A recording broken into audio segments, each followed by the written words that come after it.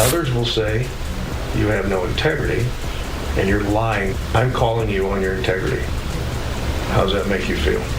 I'm learning from it. I don't get angry. If we can't trust what you say and what you see, we can't have you in our uniform. 7 months on, how are you still employed by us? Nobody was ready for what came out of Sean Grayson's mouth. For days, people were asking the same question over and over again. Why did this happen? What pushed a police officer to take the life of a woman who called for help? Was it fear, rage, or something much darker? And then, just when the public thought they had seen everything, a shocking confession surfaced that flipped the entire story on its head. It was an incident that happened earlier that day, and I talked to 2 officers or whatever, and I believe that it's the same officer that shot my mother. This wasn't just about a bad decision in the heat of the moment. This wasn't just another case of mistakes were made.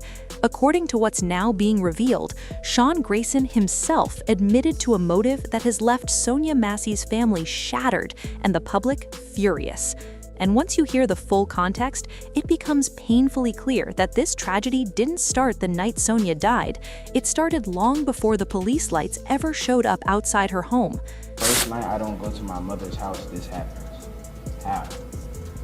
Why? And I wonder if I was there, if he would have did anything to me.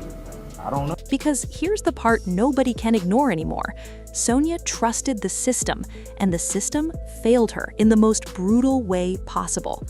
Sonya Massey wasn't a headline. She wasn't a viral clip. She was a daughter, a mother, a woman trying to survive her own struggles in a world that already made life harder for her. Friends and family describe her as gentle, spiritual, and deeply emotional.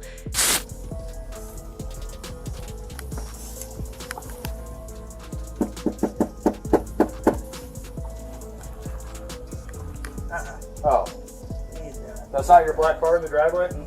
Oh, well, we checked your yard, we walked around the whole block, we didn't see anybody. We don't. She leaned on her faith during hard times. When fear crept in, she prayed. When confusion took over, she reached out for help. That night, she did exactly what she was told to do. She called 911. Sonya had been dealing with mental health challenges for years. Her family says she had moments of paranoia and anxiety, especially when she felt unsafe in her own home.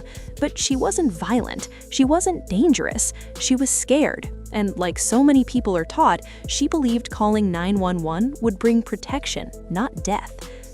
Check on her. We don't need a fire while we're here. Right.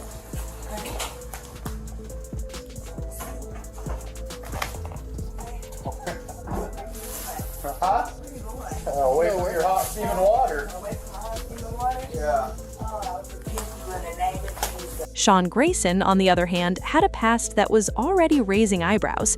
Before Sonya ever crossed his path, Grayson had bounced between multiple law enforcement agencies. Reports later revealed disciplinary issues, complaints about his behavior, and concerns about how he handled stress. Some departments let him go quietly, others documented red flags, but somehow he stayed in uniform. People who knew about his record say the warning signs were all along: aggression, control issues, a tendency to escalate situations instead of calming them down. And yet, he was still trusted with a badge and a gun. Better not, I swear to God, I'll shoot your fucking face. Okay, I'm sorry. Drop the pot! Drop the pot! Drop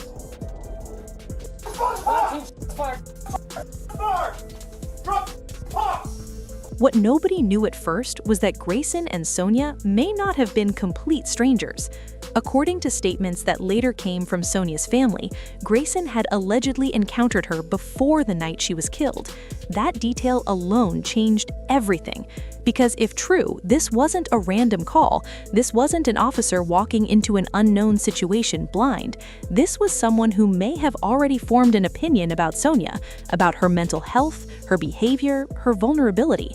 And that's where things start to feel unsettling. On the night Sonya died, she called the police because she believed someone was trying to break into her home. She was frightened, her voice reportedly shaky. When officers arrived, body camera footage shows tension almost immediately. Instead of reassurance, Bring emails now. We got a head into the female. Head into the female. 1078. I was on. I'm gonna go get my kit. No, you head. She's done. You can go get it, but that's head. Sonya was met with questioning. Instead of calm, there was confusion. She tried to explain herself, she tried to comply, but fear doesn't disappear just because someone tells you to relax. At one point, Grayson told Sonya to go into the kitchen to handle something on the stove. She did exactly what he said, but suddenly the tone shifted. His voice became sharper, his commands became aggressive. Yeah, I'm not taking boiling water head. And look, it came right to our feet too. God damn it. Sonya sounded confused, even apologetic. She tried to defuse the situation the only way she knew how, through her faith. That's when everything spiraled. Grayson's reaction was instant and explosive. Within seconds, Sonya was shot, and just like that, the woman who called for help was lying on her kitchen floor, fighting for her life. But here's the twist that shook everyone: what Grayson said afterward. According to investigators, Sean Grayson later claimed he believed Sonya was about to attack him. He said he felt threatened. He said he feared for his life. But when questioned further, his story started to crack. Details didn't line up. The footage didn't match his words. And then came the confession that made this case even darker. Grayson reportedly admitted that he was already on edge before he arrived at Sonya's house. He allegedly confessed that he saw Sonya as unstable and unpredictable before the situation even escalated. Instead of approaching her with patience, he admitted he went in expecting a problem. Let that sink in. That means Sonya didn't lose her life because of what she did in that moment.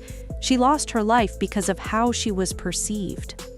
According to sources close to the investigation, Grayson acknowledged that when Sonya invoked religion, it triggered something in him. He said her words felt mocking and provocative. He didn't see a scared woman praying, he saw disrespect, and in his own words, he claimed he lost control. That confession changed the narrative completely, because now this wasn't about split-second fear, it was about ego, power, and a dangerous inability to de-escalate a situation involving a vulnerable person. As more details came out, Sonya's family felt their worst fears were being confirmed. They believe Grayson never saw Sonya as someone to protect. They believe he saw her as a problem to eliminate. Her son later spoke out, saying the officer knew about his mother's mental health struggles and still treated her like a threat instead of a human being. The emotional toll on Sonya's family has been devastating. Her father said learning the truth felt like losing her all over again. First, they were told vague explanations, then they saw the footage, and finally they heard the confession. Each layer peeled back more pain. Public outrage exploded, protests erupted, people across the country demanded accountability. Mental health advocates pointed out how often police encounters end tragically for people in crisis. Black communities spoke about a familiar fear that calling for help can sometimes be the most dangerous decision of all. Grayson was eventually arrested and charged. Prosecutors stated that the evidence did not support his self-defense claim. They emphasized that Sonya was unarmed, compliant, and clearly distressed. The confession only strengthened their case. But even with charges filed, nothing brings Sonya back. Her absence is felt in every corner of her family's lives. Holidays are quieter, her children are grieving a mother who should still be here, and the trust between communities and law enforcement has taken yet another painful hit. This case forces a hard conversation that many would rather avoid. How many red flags are ignored before tragedy strikes? Why are officers with troubling histories allowed to keep policing vulnerable communities? And why does fear so often turn into fatal force when the person in front of the badge is Black, mentally ill, or both? Sean Grayson's confession didn't bring closure. It brought clarity and anger, because it confirmed what so many people already suspected. Sonya Massey didn't die because she was dangerous. She died because someone with power decided she was disposable.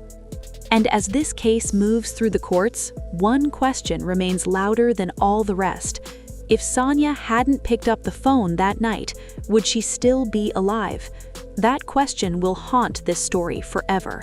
Justice may come in the form of a verdict, but real accountability means making sure no other family has to bury a loved one who only wanted help.